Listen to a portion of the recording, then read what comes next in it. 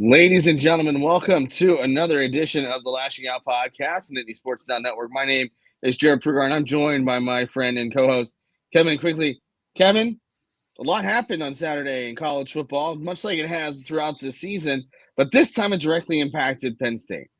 Ryan Day went 1 for 4 against Michigan, that team up north, that team that he was going to hang 100 on, and that resulted in a Michigan win. And Penn State, by way of their victory over Maryland, getting to go to the Big Ten championship game for the second time in the James Franklin tenure and the first time since 2016.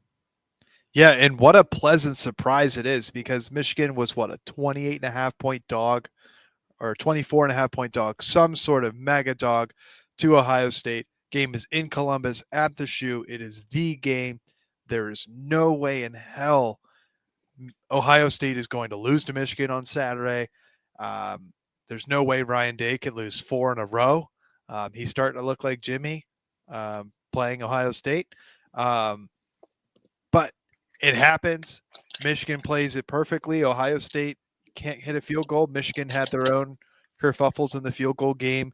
Couple key turnovers, kind of like what USC did on Saturday as well. And all of a sudden, Michigan wins. And about 2:30 or so is when it starts looking like, Michigan's got a shot at this. My heart starts doing some weird things. I don't know what it was doing. My heart rate wasn't elevated, but it was definitely like flapping around, fluttering, kind of like some AFib situation. I don't know what was happening to me, but it started to feel real, and then all of a sudden Michigan wins, and it's like all Penn State has to do is go beat Maryland. And 2 plays in, they're down 7-0. And it's like, oh my gosh, how James Franklin of Penn State would this be? And then they obviously took care of business 44-7. And they're going to Indy this week. Right. And that's, it's crazy because I like to get to the stadium usually about 2.5 hours to 3 hours before a game. I like to it's a nice peaceful walk for me from the parking lot. I get up there, get set up, just relax a little bit and watch whatever games are on before, especially if it's a 3:30 game. And that game, of course, is on in the press box.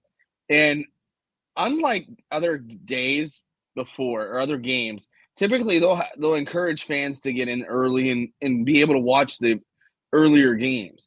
They didn't have that option on Saturday, and I think that was by design because a lot of times right after the game, talking to Nicholas Singleton and Drew Aller and Tyler Warren and even on Davion Collins, they didn't know until after the game that Michigan had won and that they were going. And when that graphic flashed on the board is probably the first time. And then when Coach Franklin told them in the locker room was really when it sank in. But we're watching a game and Ohio State ties it up there before the half. And then every time I looked up from doing my work, doing whatever I was working on, it ended up they were in the same spot. Both teams were in the same spot. It was just really weird. And then you start to do a lot of different things and start to see things. And it's like, oh, well, this Michigan, I think, is going to win this. And then they do. And then the press box starts scrambling because now you're booking flights, you're booking hotels, you're booking God knows what, you're requesting credentials.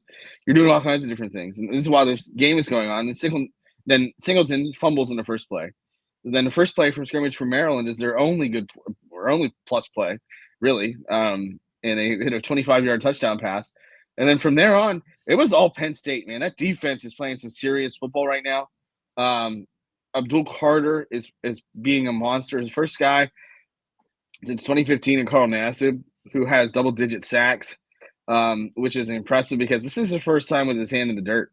Obviously played linebacker. Now he's a DN. Is an edge rusher. But this is a good problem for Penn State to have. They're now the number 3 team, and according to AP, obviously the poll that matters is the CFP. But things have typically reflected the AP, and this is the first time that they've been a number 3, I think, in a while in the coaches poll as well. So I think they're going to come in at 3 on Tuesday, which is going to be huge for them, and they get a chance to prove themselves against a team that isn't Ohio State, and there is significant value in that for James Franklin and this program. Yeah, and it's kind of the barometer game, and you get the barometer game before the playoff. Obviously, if you lose on Saturday night, you don't have the 2-week bye that you were probably going to have. But if you win, now you get the 2-week bye, and they're not hosting a home playoff game at Beaver Stadium. You and I, we've been talking since the first CFP playoff bracket came out. It's like Penn State's going to host a playoff game at Beaver Stadium. This is going to be awesome. And now there's a chance that they're in the final 8, and they don't have that road option. Instead, they're going to be feet up on the couch watching film, watching games, and just hanging out and getting ready for whoever they're going to play in the following weeks. So really, the whole season has been just flipped upside down. But it's been flipped upside down in such a great and exciting way. This college football season's been so unpredictable. Every week, everybody's losing. And the one thing Penn State hasn't done is lost, with the exception of the Ohio State game. It's been awesome. It's been a coaching masterclass from James Franklin. I can't really blame the start to the Maryland game as on him for that or anything like that. And now he gets to prove himself against a top 5 opponent, the number 1 team in the country who's undefeated, in a game where he's never, like, they've not played each other. It's not Michigan. It's not Ohio State. It's going to be a full roster. It's not Ole Miss from last year where half the defense sits out. This is probably the most important game in program history, and they just stumbled in recent program history, and they've just stumbled into it. Like, it's just fallen in their lap. Yeah, and to say that I expected this to happen isn't fair, because I didn't. This was the last thing on my mind, really.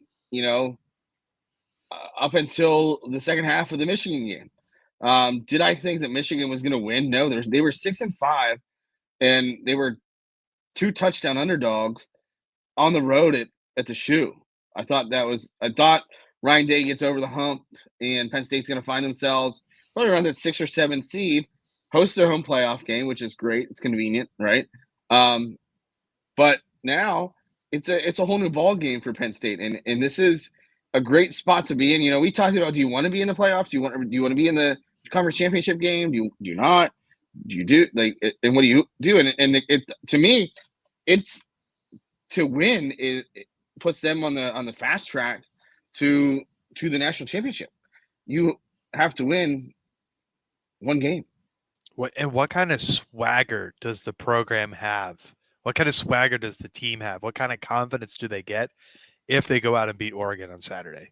And we're going to preview the game on Wednesday, so don't think of this as our preview, but just the hypotheticals of our minds have been churning since about 3:30 yesterday or Saturday afternoon. And this is just all the hypotheticals. I'm even on record last week of saying on the podcast before Thanksgiving, I don't want to go to the Big Ten championship game because I don't want the chance to lose it, because I want the guaranteed 2-week bye for Penn State. And here they are in it. And, we'll have score predictions later. Are they going to win it? I'm not sure. But if they do, holy cow, like, what kind of momentum could Penn State go in with should they win it? So the way that they are playing, I want, and I tried to allude to this last week, is you want them to keep playing. And they are playing some really good football. The way that James Franklin has coached the past 2 weeks is superior, and it's vastly different than what we've seen in the years past against Ohio State. James Franklin and Ryan Day are very similar in the way that they coach those games. He's, as far as against Michigan for Ryan Day, and for Franklin against Ryan Day and Ohio State, they don't coach to win; they coach to survive. They're in survival mode. There's that passiveness rather than the aggressiveness that we saw against Minnesota. Minnesota is a really good football team. The record might not indicate that, but PJ Fleck has a really tough team in Minnesota. That's not an easy place to play. They boat raced Maryland, which isn't shocking. Maryland's no good, but the biggest thing about that is they went out and handled business and put up points. And he alluded to that at the end of the game. And I think that's the biggest thing. They know that the committee looks at points, right? James Franklin's teams could put up some serious points. They could have probably put up more points against Minnesota. They probably could have put up more points against other teams. But he's a coach that typically doesn't run it up unless you give him a reason to. And yesterday, or I guess I should say Saturday, he was given reason to. There's a lot of off-the-field stuff with Loxley. But if you have your ones in the game, you deserve to be scored on by the 3s and 4s. It's that simple. Yeah, and kind of the post-game comments after the game of Loxley alludes to it, like, hey, why are you running up the score? And Franklin said, well, if that's what you think, like, so be it. Like, the guys go in, and I like what James Franklin said after the game, too, is we put our players on the field to play football. The 2s, the 3s, the 4s, whatever they are, they deserve to be a part of that team. They deserve to be a part of the program. And if they get put in the game, they deserve to be able to go out and play. They don't just run the ball every time. Now, throwing it on 4th and 12 with 4 seconds left into the end zone, meh. Probably not something I would have done, but critical game situation. What happens if, God forbid, Drew Aller gets hurt? Mm-hmm. And Bo Perbula's got to win a game-winning drive. Here they are, fourth and whatever, down 6, and they need a touchdown. You can't do that in practice. Sure, it's Maryland. But Bo's out there with the 2nd and 3rd string offensive line, 2nd and 3rd string off wide receivers. Corey Smith's in the backfield. Tyler Warren's not available. Dinkins isn't available, and he's got Luke Reynolds. Like, this is a very real game situation with far lesser talent than, let's just say, Drew gets hurt, and it's valuable for him. It's in-game situations that can be applied in high-pressure situations later in the season. I'm all for it. If they had their 3s and 4s in, it's a knee and they're out. And they had their 1s in, and we get to talk about them putting up 44 points on Maryland, which is something we talked about them needing to do. They needed some style points, and they got them in a big way. And now they're going to get to go to play Oregon in Indianapolis. And it's going to be an excellent opportunity for Penn State to showcase themselves and say, hey, you know what? We're as good as our record indicates. And our only loss was to Ohio State. But for us, we're going to take a quick break, and we'll catch you on the flip side for the second segment of the Lashing Out Podcast on the Nittany Sports Now Network. Welcome back to the second segment of the Lashing Out Podcast on the Nittany Sports Now Network. He's Kevin. I'm Jarrod. Kevin, Penn State really played a fairly flawless game outside of those first few plays. And in the first quarter as a whole, they got a field goal there at the end of the quarter that really set the tone, and it was really something that was necessary. But then from there on, it was a 28-point second quarter, and they just erupted in a major way. Yeah, the offense kind of stunk on ice to start the game. I think it's a very honest opinion of the offense. The defense balled out all day long yesterday, but the offense is Maryland had 25 yards on their one play, and I don't think Penn State achieved 25 yards of offense until their 3rd or 4th drive of the game. It was just 3 and out. The fumble, obviously. I'm sorry, they got a field goal. Yeah, the field goal after the Nick Singleton return, that was 4 plays for 0 yards, 3 plays for -5 yards, 3 plays for 6 yards, and then they finally put it together on their 5th possession of the game with a 13-play, 60-yard drive. By that time, Maryland still only had about 25 yards of offense, or it was like 35, and they've only put up 10 yards in their next 4 drives themselves. So, yeah, that's something that's going to have to get cleaned up. I think guy that's been in the news, courtesy of our good friend Mike Asti, is that Kotelnicki could be on the move, but Kotelnicki is going to have a stellar game on Saturday night. And I don't think he had a stellar game to start. I think he has a tendency to be very hard-headed in establishing the run. Maryland's defense, their strength was stopping the run. They were selling out to stop the run early, and Penn State just kept running into a brick wall. And sure, sometimes it's good to get your quarterback settled with a good, 8-yard gain on first down, but that just wasn't happening because Singleton and Allen had nowhere to go. Sometimes I think you just got to, I don't want to say a Tyler Warren screen, but some sort of quick slant route, some sort of quick in, some sort of quick, easy throw to get Drew in the rhythm, get a first down on the board, get some progress. And that's what I think they're going to need to do on Saturday night. And I feel like that's what they failed to do on Saturday against Maryland. So successful offensive day in the end. The 28-point second quarter really wipes away all the memories of the first 4 drives. But I think it's a season-long trend. And they're going to need to break that season-long trend on Saturday night. It's funny that we're mentioning, coming from behind, especially leading up to the Big Ten Championship, because the 2016 team that this team is similar to was known for coming from behind. Penn State makes those adjustments, or I don't even want to say they're super big adjustments. They just execute better in the second half. They get those nerves and stuff out of them, and the next thing you know, they're executing. And a lot of it does come down to that. And I don't know that he called a bad game to start. I think there were times where he got a little too cute, needed to just pound the ball, knowing that you were, winning and you're in, right? And you know that you're the superior team. But it's just a lack of execution, I think, to an extent. The offensive line struggled a little bit early. But again, for Penn State, their biggest thing is getting off the bus. And if they can get off the bus, then that bodes super well. It's going to be very interesting because this is a longer trip now for Oregon. They've got to come, obviously, from Eugene to Indianapolis. You're crossing 3 time zones. It's not something that they've had a problem with previously. Penn State's been to Indy before. They've done it. They know what's going on. But for Penn State, just keep taking care of business. And this is a perfect barometer to see where you're at as a program, see how you stack up against them. I think this is close. This is a 3.5. Oregon started at 3.5 point favorite. And it'll be very interesting to kind of see how that goes. But back to Maryland, yeah, they started slow, and that's been kind of the theme all year. But that 28-point second quarter was absolutely huge. Things were just clicking, firing on all cylinders, and that's what they need. When you're firing and doing everything on all cylinders, man, it's a beautiful thing. You look at kind of the way that Nick Singleton ran the ball possessed after he got that fumble.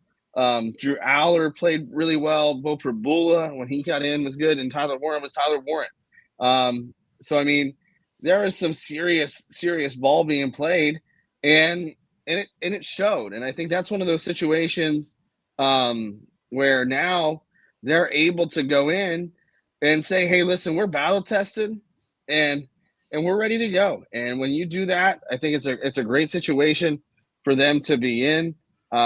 And obviously, Maryland is Maryland, right? I mean, this is the one-sided rivalry where Maryland thinks that they're Penn State's rival, and they're just not. They beat them 3 times since 1960. One was in 1961. The other was during the sanction era, and then during the COVID year that everybody wants to kind of forget was a thing. But again, for the 11th time in the regular season, Penn State handled business the way that they needed to handle it. They got a win, and it was big, and that's exactly what they needed to go into the Big Ten championship with. Yeah, the second quarter, you mentioned it. First quarter yards was 25-51, so Maryland literally had the 25-yard touchdown and a bunch of negative plays to negate all of their other yards after that. In the second quarter, yards were 208-72. First downs were 5-14. Just incredible stuff from Penn State. Just the defense. The defense is what I'm most excited for. Sure, it's Maryland. They're not good. They finished the season 4-8. They're not going to a bowl. But since the Washington game, the schedule's gotten a little easier. But Minnesota's in there though.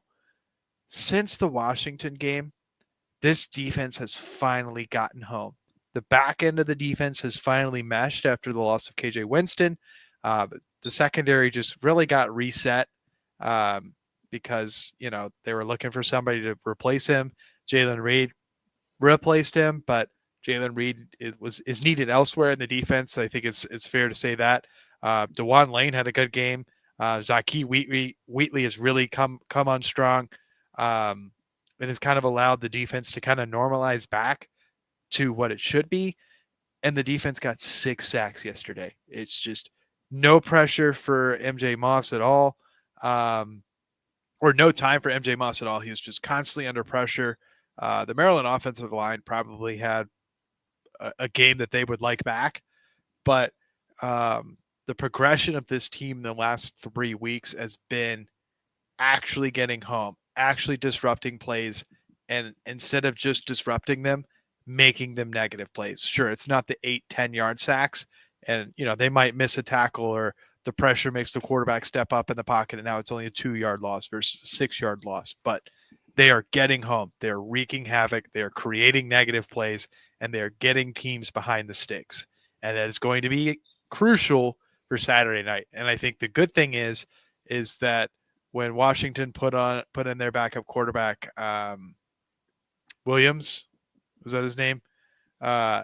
He was quick. Mm-hmm. He was speedy. Granted, it was a lot of the twos in the defense in the game at that time on defense, but that's a good tune-up for Dylan Gabriel. And the twos struggled with it, but the twos put on film what can be done to stop it. So a lot of progression from the defense. Only gave up 194 yards yesterday. The 7 points on a sudden change. Defense was not expecting to go on the field for another 3 or 4 minutes minimum, or at least another 3 plays and a punt. Defense probably hadn't even grabbed their helmets yet on that play, sudden change shot play. It is what it is. To hold them to about 170 yards for the rest of the game and 0 points. I mean, for all intents and purposes, that's a shutout for the defense, despite the 7 points on the first drive. So, really pumped with that performance. Really excited for what Saturday could bring, given how they performed on Saturday.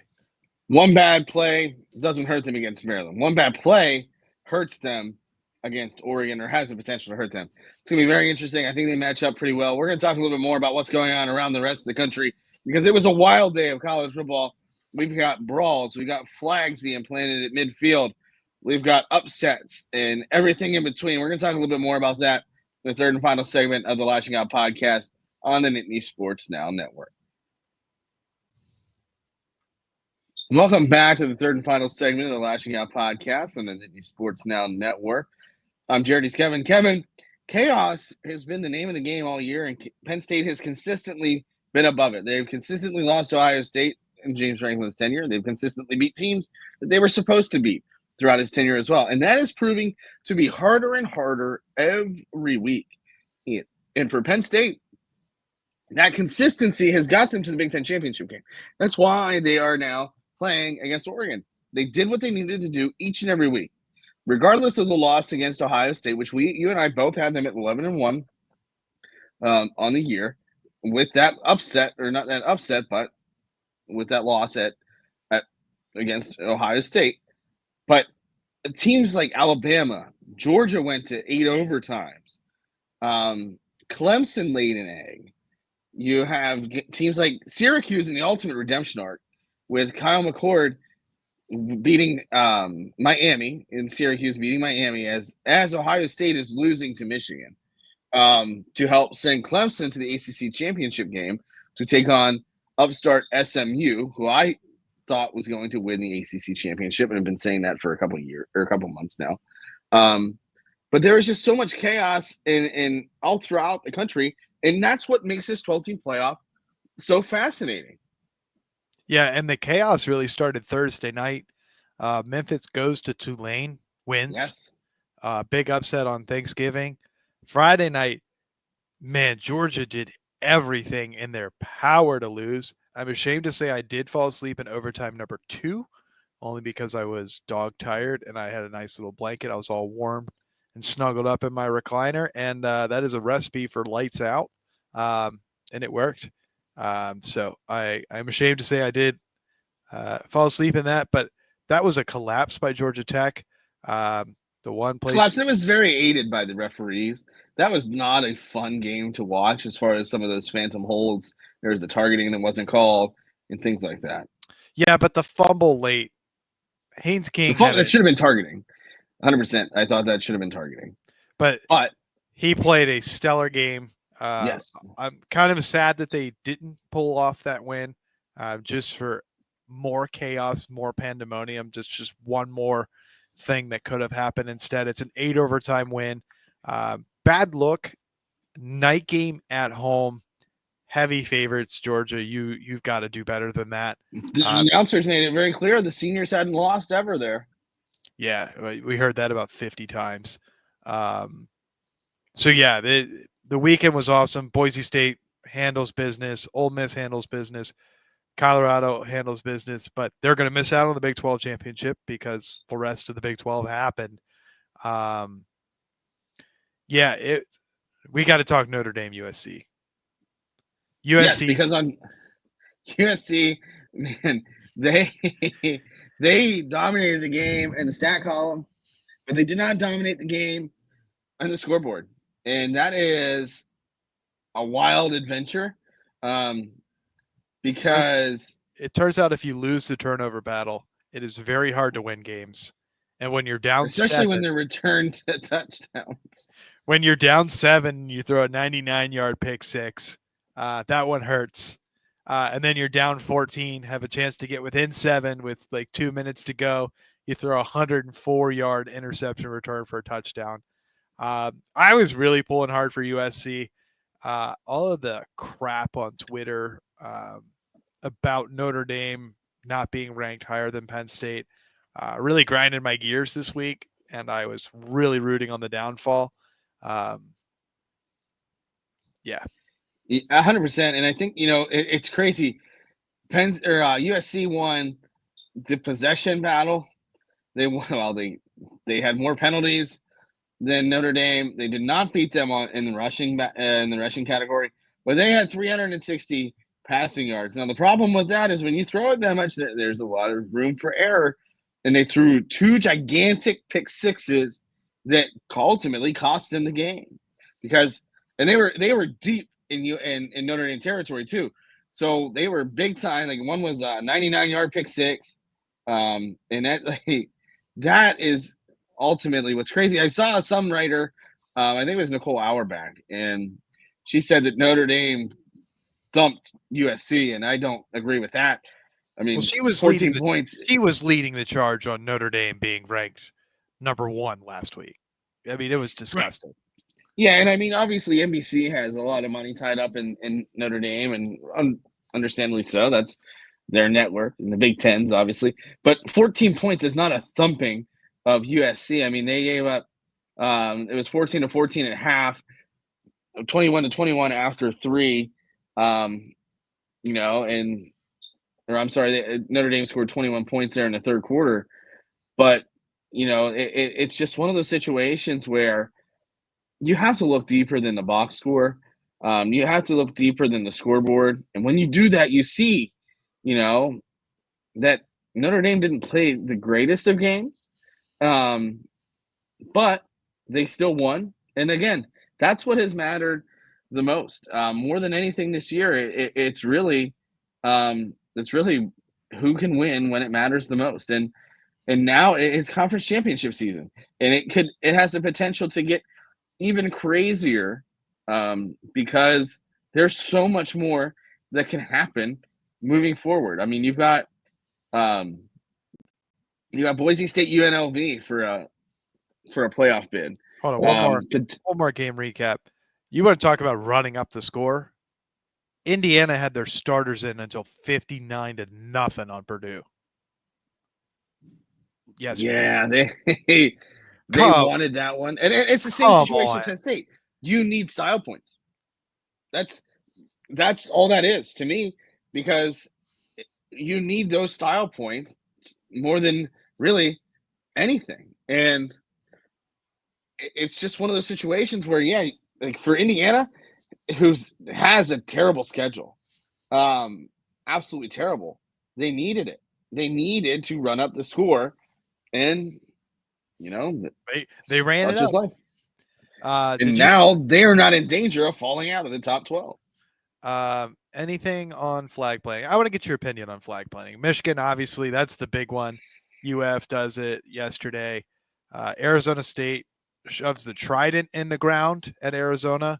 I think we could talk about that one, but by its own self. But yeah, because it's your Arizona Wildcats, your beloved Cats. It was a bad look. It was a bad look for my squad. Yeah, my thing about that is, you go in and you win a game. Now, actually, I want to go back to USC because Penn State tried that, and James Franklin didn't let that happen. So you want to talk about having control of your team and your program? James Franklin did just that, right? My thing is, you go into Ohio State. You're a 14-point or 2-touchdown underdogs. You dismantled, not necessarily dismantled them, but you beat them. You deserve to probably plant your flag. They also deserve the right to say, get that out of here. Now, does there need to be mace involved? No. Do there need to be brawls involved? No. Beat them. Now, if the NCAA was smart, and I don't think that they are, blanket statement, no more flag planting, right?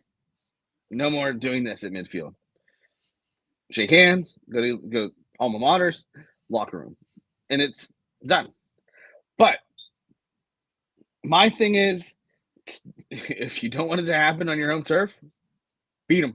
Don't lose the game. Number one thing, if you don't want a flag plant in midfield, don't lose the game. I think Michigan, Ohio State was wrapping up their alma mater. They were pretty much done. They were complete opposite end of the fields. Half the Michigan football teams with the band. The other half of the Michigan football team is planting the flag at midfield. Ohio State had no business running back over. No business running back over. You lost. I think it's extra bitter. I think it was salt in the wound because no senior on Ohio State's team has beat Michigan. And I think JTT, Jack Sawyer, and their offensive tackle, whose name escapes me, and Travion Henderson, excuse me, were their 4 top recruits. They pulled like 5 dudes in the top 10 in the country that year, including Jack Sawyer. And they went 0-4 against Michigan. And if you're the Michigan senior class, like that means that much more to you because how many times has a Michigan senior class gone through and won 4 against Ohio State? I don't know the rivalry that well, but a 4-game win streak in that rivalry is a lengthy one for Michigan, at least. I know Ohio State went on their run there for a bit, but the fight breaks up. Fine, whatever. And then Jack Sawyer goes and rips the flag off the pole and then tries to stomp on it. And then he's shoving the staffer. Like, come on. Like, it's a flag at midfield. Sure, it's your logo, but you did nothing to defend the logo all day long. It was a hard-fought game, and you lost. And, like, it doesn't need to come to fisticuffs. Pepper spray by both Michigan and Ohio police officers. So it's not just salty Ohio State cops pepper spraying Michigan players. But a tough look. A lot of people getting hurt. Some guy almost got trampled. Like my wife and I were watching it, and like we were both like, "Oh man!" Like there's somebody on the ground right there in the middle. You got 300-pound dudes in cleats. Bad look. It just doesn't need to come to blows. No. That part of it, it's just soft. It's extremely soft to throw fists over a flag. Sure, it's your logo, but whatever. To get to the Arizona State one, they lost 49-7. You showed zero fight all day long. You lose by 6 touchdowns, and you're going to get mad at them putting the trident at midfield? Tough look, man. How about you show some fight in the 60 minutes of the game instead of when you lose by 6 touchdowns? Mm-hmm. That's even softer. That's so soft, just super weak. I'm okay with the flag planting. Is it something I would do? No. If I was coaching a team, is it what I want my team to be doing? No. But I'm also not a like showboaty in-your-face guy. I don't talk trash because I hate eating trash talk back. Like I hate it. I know I can't tolerate it, so I avoid it. So I don't want any team that I'm a part of or any team that I'm doing or involved with to be doing that sort of thing. But I mean, if that's your prerogative and you go out and win, and like the Michigan senior class. You go 4-0 against Ohio State for the first time in who knows how long. Like, At that point, you deserve the stadium to be renamed after you. Yeah. If you don't like it, beat them, and that's all I have to say. But I do respect that James Franklin doesn't let that happen, and that's the makings of a good leader. You know, and that's one of those things, man. Like, kids are going to do kid things, and that's, you know, these are 18 to 24-year-old men. Like that, things are going to happen like that. But the fact of the matter is, Penn State didn't let that happen at Beaver Stadium. They went undefeated on the road. They have one loss to Ohio State, and they're playing for the Big Ten championship game. And there's a lot that is to come, and we'll talk a little bit more about some things on Wednesday. But this is a big weekend. Obviously, conference champions, you know, are happening. But, you know, it's award season, and the Heisman Trophy winners, or I'm sorry, the finalists will be announced on December 9th, as will the Bowls or the CFP, I would imagine. If not December 9th, then probably December 10th. But it's just one of those situations where now. Should it be the 8th for the selection show? That Sunday night? Oh, yeah, Sunday. That's right. Sunday night. Yeah. Sorry, I'm not trying to correct you. I'm just processing. I always forget because it always changes on that last week, weekend. But yeah, I mean, that's, you know, for Penn State, they're in a really good spot. And we talked about that at the beginning of the show. The Nittany Lions are right where they need to be. And we're going to be right there alongside them for the remainder of the season, however long that lasts. But again, they're right where they need to be. Yep. Before we go, last bit, we always forget this part. This episode was brought to you by Good Dog Beverage Company. Good Dog offers a variety of products, including zero carb, zero sugar vodka cocktails, and bourbon hard seltzers. Also, whiskey cocktails that only have 3 grams of carbs and 3 grams of sugar. Their Good Dogs leverage the beverage program. They donate a portion of the profits from every case sold and 100% of the merchandise sales profits to provide service dogs for people in need. You can go to gooddogbeverage.com. That's good, DOGG beverage.com to find merchandise and the closest retailer carrying Good Dog beverages to you. Well, Kevin, any parting shots? I'm thankful. I think I had a good holiday, good Thanksgiving holiday. We're right into Christmas. I spent all day outside hanging up the Christmas lights, so I'm feeling a little jolly too. But also some bad things happened to me recently. Got hacked, got scammed, or not scammed. I got my bank account got hacked. Going through a lot of that crap.